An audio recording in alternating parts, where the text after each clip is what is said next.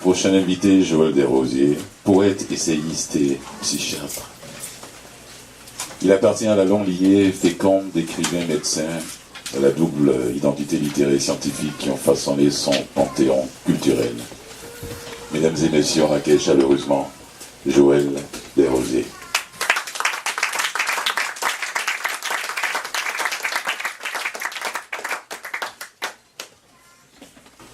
En fait, cet extrait c'est inspiré de ce que je viens d'entendre.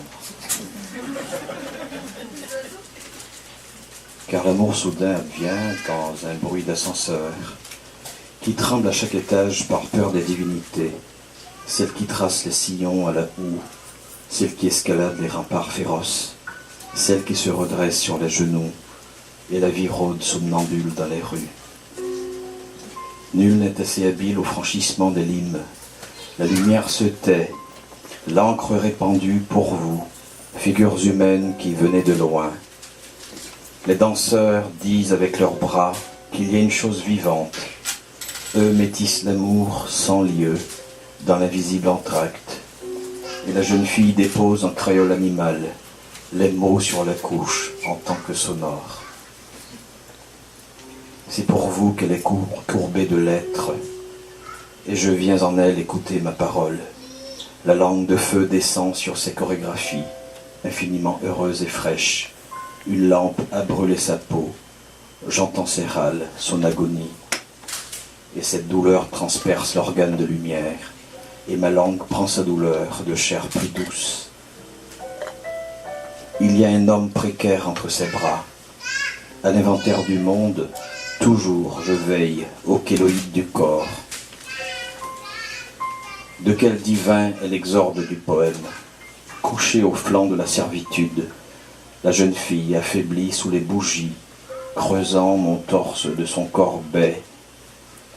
L'hiver est embrasé, et ma langue n'est pas froide. Autant de nécrose du muscle d'amour qui sans colère de souffre, et la première arythmie résonne dans l'inconsolation d'une phrase. Il n'est pas excessif, selon les trésors que les morts nous lèguent, de jeter sa propre vie au dehors, dans son corps, bai, sombre, et la mer est affaire qui veille sur nous de si loin. De la chambre d'hôtel, je toise les plafonds qui accueillent mes pensées. En cet antre incertain, je ne sais où vont les fétiches chimiques dans la cervelle. Où est-ce l'infini d'un sentiment pour elle? L'or, un paysage de ville atlante, avec ses avenues longées de magnolias, disparaît vers Peach Street. Des manuels de médecine sur la petite table à café resplendissent. Prestance, grands corps affamés de délire, de contagion et de sel.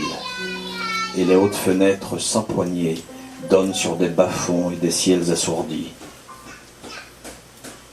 Depuis mon passage dans la chambre, il me fallait emprunter un couloir grevé d'un méandre de portes, dortoir de vierges, et je pensais, heurtoir maquillé de vernis et d'orgueil, dans le noir absolu qui absorbe. Chaque pensée fut double, avec l'intensité d'un crasse enchâssement.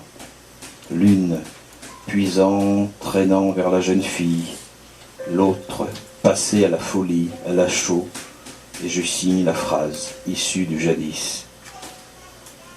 Je n'ai point cherché cet insaisissable double. Les paroles veulent être seulement un peu de douceur sur les murs tièdes. Les fleurs noires, quelques-unes rouges, des violettes, tremblent dans le malaise de la lumière qui noyait la ville américaine à la place intouchée du cœur. Des musiques de son corps montent en moi au sommeil. Dans l'avion qui m'offre un refuge, allons joyeux traverser les fuseaux horaires. Sur les eaux du fleuve qui se séparent, je rentre sanglé au window seat, vers ces noirceurs navales. Adieu Atlanta. Au parage de la jeune fille, les phrases rentrent dans mon corps, aux longues peines que j'ai de vivre de son absence.